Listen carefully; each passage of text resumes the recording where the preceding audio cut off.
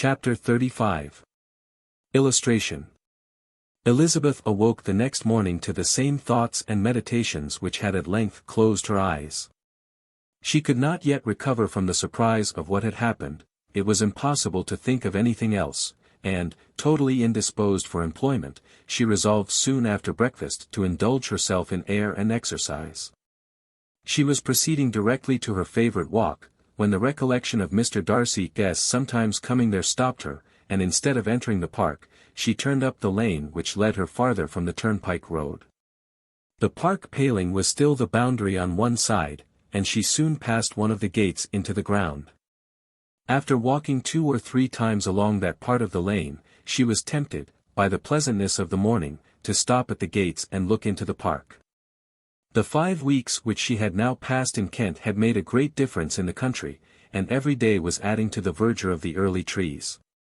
She was on the point of continuing her walk, when she caught a glimpse of a gentleman within the sort of grove which edged the park. He was moving that way, and fearful of its being Mr. Darcy, she was directly retreating. But the person who advanced was now near enough to see her, and stepping forward with eagerness, pronounced her name. She had turned away, but on hearing herself called, though in a voice which proved it to be Mr. Darcy, she moved again towards the gate. He had by that time reached it also, and, holding out a letter, which she instinctively took, said, with a look of haughty composure, "Degree, I have been walking in the grove some time, in the hope of meeting you. Will you do me the honor of reading that letter, plus or minus?" and then, with a slight bow, turned again into the plantation, and was soon out of sight. With no expectation of pleasure, but with the strongest curiosity, Elizabeth opened the letter, and to her still increasing wonder, perceived an envelope containing 2 sheets of letter paper, written quite through, in a very close hand. The envelope itself was likewise full. Pursuing her way along the lane, she then began it. It was dated from Rosings, at 8 o'clock in the morning, and was as follows. "Degree, be not alarmed, madam, on receiving this letter, by the apprehension of its containing any repetition of those sentiments or renewal of those offers, which were last night so disgusting to you. I write without any intention of paining you, or humbling myself, by dwelling on wishes, which, for the happiness of both, cannot be too soon forgotten, and the effort which the formation and the perusal of this letter must occasion, should have been spared, had not my character required it to be written and read.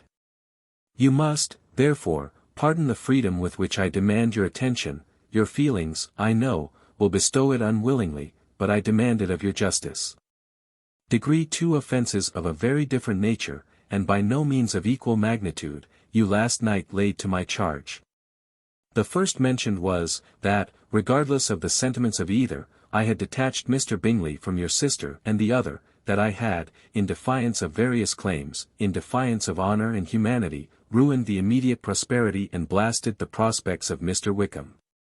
Wilfully and wantonly to have thrown off the companion of my youth, the acknowledged favourite of my father, a young man who had scarcely any other dependence than on our patronage, and who had been brought up to expect its exertion, would be a depravity, to which the separation of 2 young persons whose affection could be the growth of only a few weeks, could bear no comparison. But from the severity of that blame which was last night so liberally bestowed, respecting each circumstance, I shall hope to be in future secured, when the following account of my actions and their motives has been read. If, in the explanation of them which is due to myself, I am under the necessity of relating feelings which may be offensive to yours, I can only say that I am sorry. The necessity must be obeyed, and further apology would be absurd. I had not been long in Hertfordshire before I saw, in common with others, that Bingley preferred your elder sister to any other young woman in the country. But it was not till the evening of the dance at Netherfield that I had any apprehension of his feeling a serious attachment. I had often seen him in love before. At that ball, while I had the honour of dancing with you, I was first made acquainted, by Sir William Lucas's accidental information, that Bingley's attentions to your sister had given rise to a general expectation of their marriage. He spoke of it as a certain event, of which the time alone could be undecided.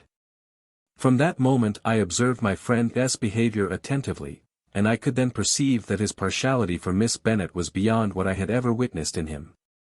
Your sister I also watched.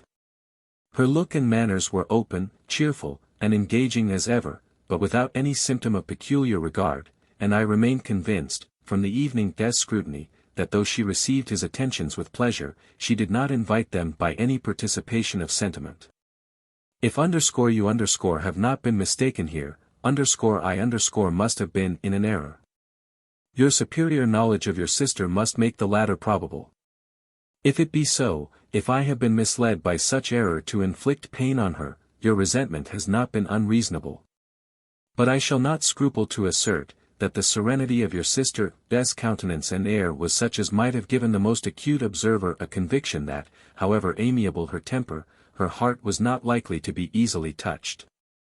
That I was desirous of believing her indifferent is certain, but I will venture to say that my investigations and decisions are not usually influenced by my hopes or fears. I did not believe her to be indifferent because I wished it, I believed it on impartial conviction, as truly as I wished it in reason. My objections to the marriage were not merely those which I last night acknowledged to have required the utmost force of passion to put aside in my own case. The want of connection could not be so great an evil to my friend as to me. But there were other causes of repugnance, causes which, though still existing, and existing to an equal degree in both instances, I had myself endeavored to forget, because they were not immediately before me. These causes must be stated, though briefly. The situation of your mother's family, though objectionable, was nothing in comparison of that total want of propriety so frequently, so almost uniformly betrayed by herself, by your 3 younger sisters, and occasionally even by your father. Pardon me, it pains me to offend you. But amidst your concern for the defects of your nearest relations, and your displeasure at this representation of them, let it give you consolation to consider that to have conducted yourselves so as to avoid any share of the like censure is praise no less generally bestowed on you and your eldest sister than it is honorable to the sense and disposition of both. I will only say, farther, that from what passed that evening my opinion of all parties was confirmed, and every inducement heightened, which could have led me before to preserve my friend from what I esteemed a most unhappy connection. He left Netherfield for London on the day following, as you, I am certain, remember, with the design of soon returning. The part which I acted is now to be explained. His sister's uneasiness had been equally excited with my own, our coincidence of feeling was soon discovered, and, alike sensible that no time was to be lost in detaching their brother, we shortly resolved on joining him directly in London. We accordingly went and there I readily engaged in the office of pointing out to my friend the certain evils of such a choice. I described and enforced them earnestly. But however this remonstrance might have staggered or delayed his determination, I do not suppose that it would ultimately have prevented the marriage, had it not been seconded by the assurance, which I hesitated not in giving, of your sister's indifference. He had before believed her to return his affection with sincere, if not with equal, regard. But Bingley has great natural modesty, with a stronger dependence on my judgment than on his own. To convince him, therefore, that he had deceived himself was no very difficult point. To persuade him against returning into Hertfordshire, when that conviction had been given, was scarcely the work of a moment. I cannot blame myself for having done thus much. There is but one part of my conduct, in the whole affair, on which I do not reflect with satisfaction, it is that I condescended to adopt the measures of art so far as to conceal from him your sister's being in town. I knew it myself, as it was known to Miss Bingley, but her brother is even yet ignorant of it. That they might have met without ill consequence is, perhaps, probable, but his regard did not appear to me enough extinguished for him to see her without some danger. Perhaps this concealment, this disguise, was beneath me. It is done, however, and it was done for the best. On this subject I have nothing more to say, no other apology to offer. If I have wounded your sister's feelings, it was unknowingly done, and though the motives which govern me may to you very naturally appear insufficient, I have not yet learnt to condemn them with respect to that other, more weighty accusation, of having injured Mr. Wickham. I can only refute it by laying before you the whole of his connection with my family. Of what he has particularly accused me I am ignorant, but of the truth of what I shall relate I can summon more than one witness of undoubted veracity. Mr. Wickham is the son of a very respectable man, who had for many years the management of all the Pemberley estates, and whose good conduct in the discharge of his trust naturally inclined my father to be of service to him, and on George Wickham, who was his godson, his kindness was therefore liberally bestowed. My father supported him at school, and afterwards at Cambridge, most important assistance, as his own father, always poor from the extravagance of his wife, would have been unable to give him a gentleman's education. My father was not only fond of this young man's society, whose manners were always engaging, he had also the highest opinion of him, and hoping the church would be his profession, intended to provide for him in it. As for myself, it is many, many years since I first began to think of him in a very different manner. The vicious propensities, the want of principle, which he was careful to guard from the knowledge of his best friend, could not escape the observation of a young man of nearly the same age with himself, and who had opportunities of seeing him in unguarded moments, which Mr. Darcy could not have. Here again I shall give you pain to what degree you only can tell. But whatever may be the sentiments which Mr. Wickham has created, a suspicion of their nature shall not prevent me from unfolding his real character. It adds even another motive.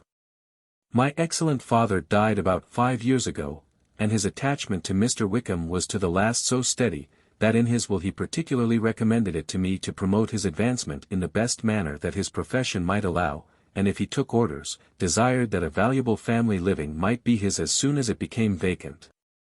There was also a legacy of £1,000.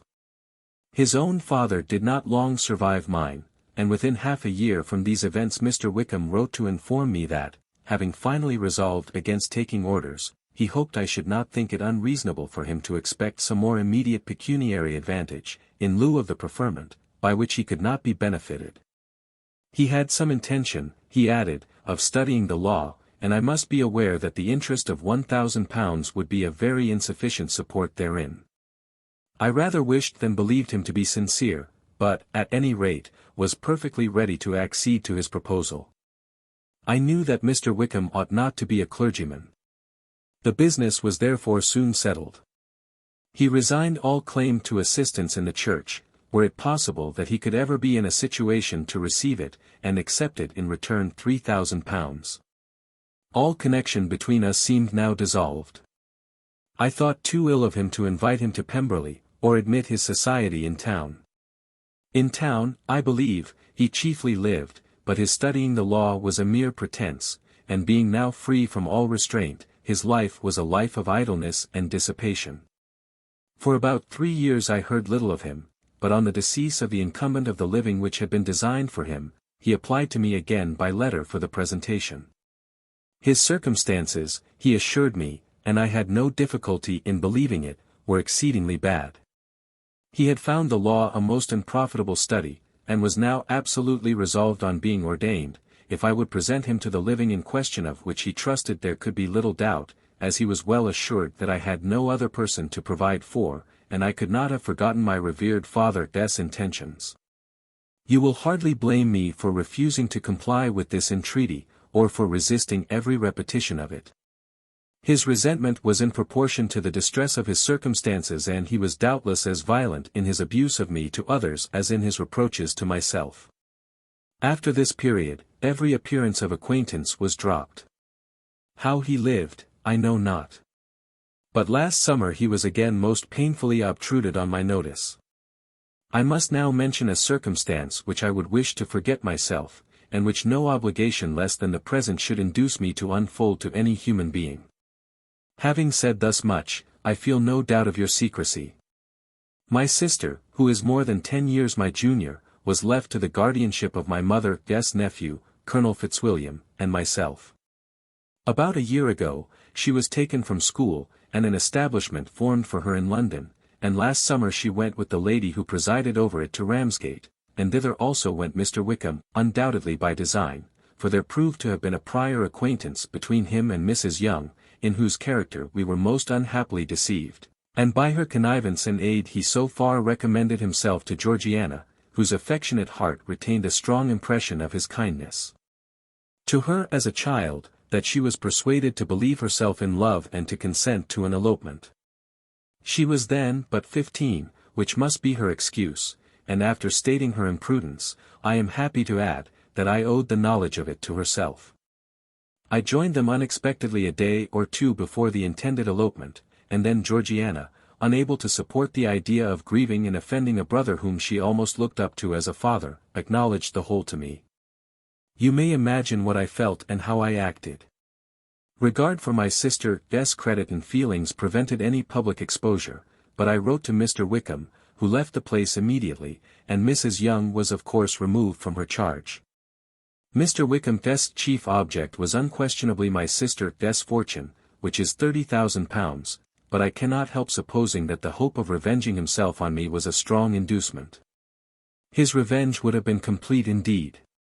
This, madam, is a faithful narrative of every event in which we have been concerned together, and if you do not absolutely reject it as false, you will, I hope, acquit me henceforth of cruelty towards Mr. Wickham. I know not in what manner, under what form of falsehood, he has imposed on you, but his success is not perhaps to be wondered at, ignorant as you previously were of everything concerning either.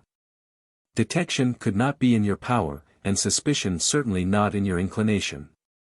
You may possibly wonder why all this was not told you last night.